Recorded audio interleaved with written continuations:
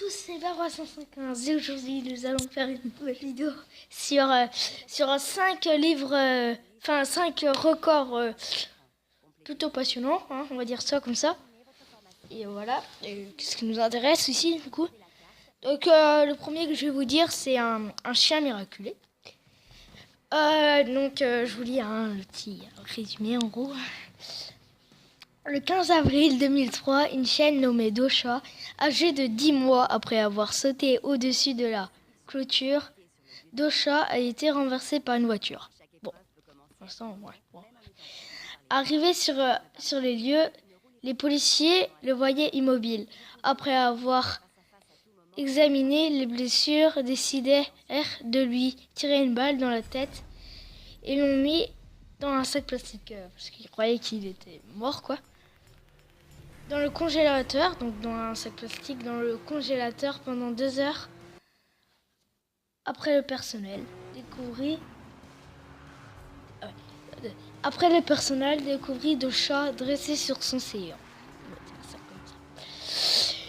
Apparemment, la balle était passée sous son œil droit, puis avait poursuivi son chemin le long du crâne, pour aller se ficher dans la peau juste sous la mâchoire, rasant de peu son cerveau. Donc voilà, c'est à peu près tout. Après ça, il a été estimé le chien le plus résistant au monde. Bref, donc deuxième record. Attendez. Hop, voilà. Donc c'est sur Clash of Clans. C'est l'appli de jeu sur iOS le plus rentable. Et oui, c'est Clash of Clans. C'est Clash of Clans.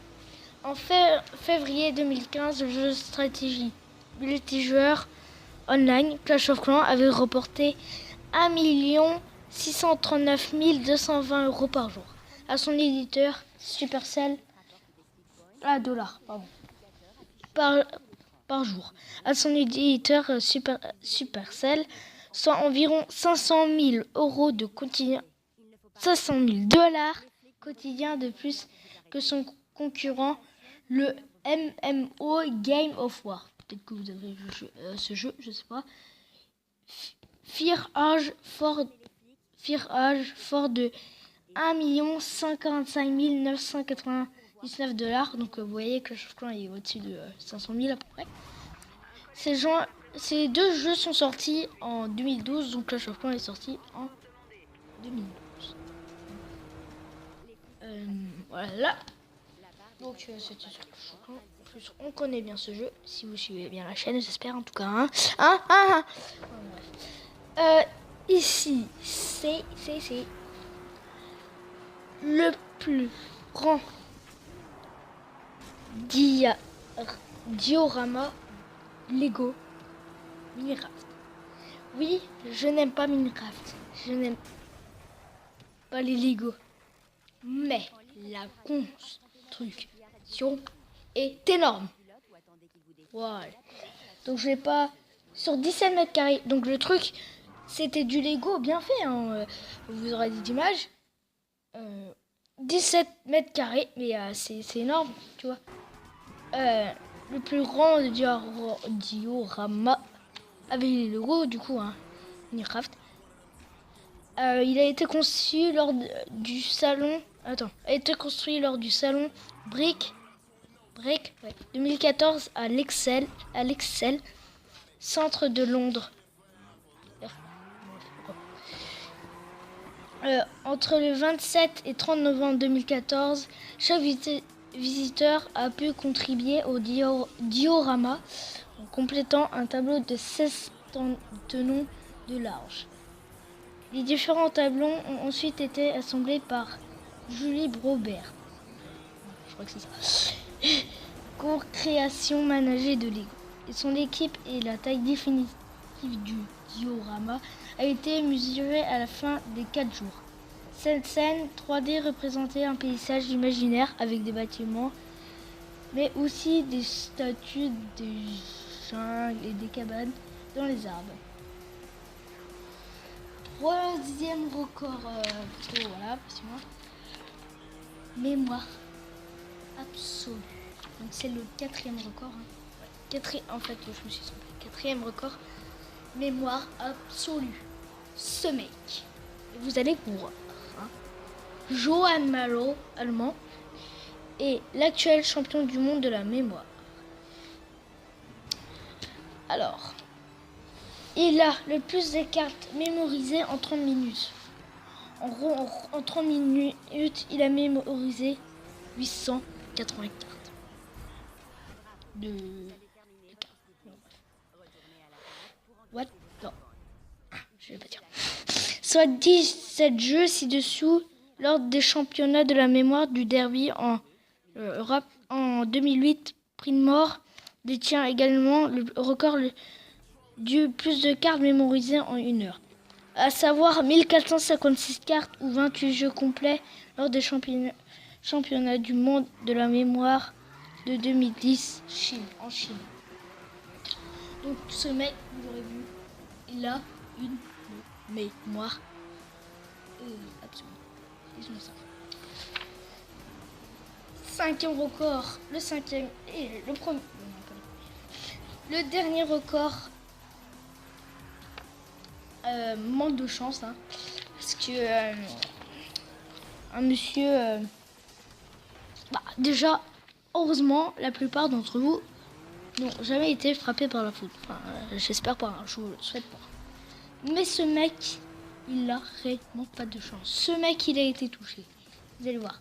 Selon le National Oceanic en Atmosphérique Administration, le risque d'être frappé par la foudre s'élève à 12 000 contre 1 et peut aller jusqu'à 1 million contre 1 pour une année déterminée. L'histoire est extraordinaire de Roy Sullivan de Virginie, USA, l'homme qui a survécu au plus grand nombre d'impacts de foudre.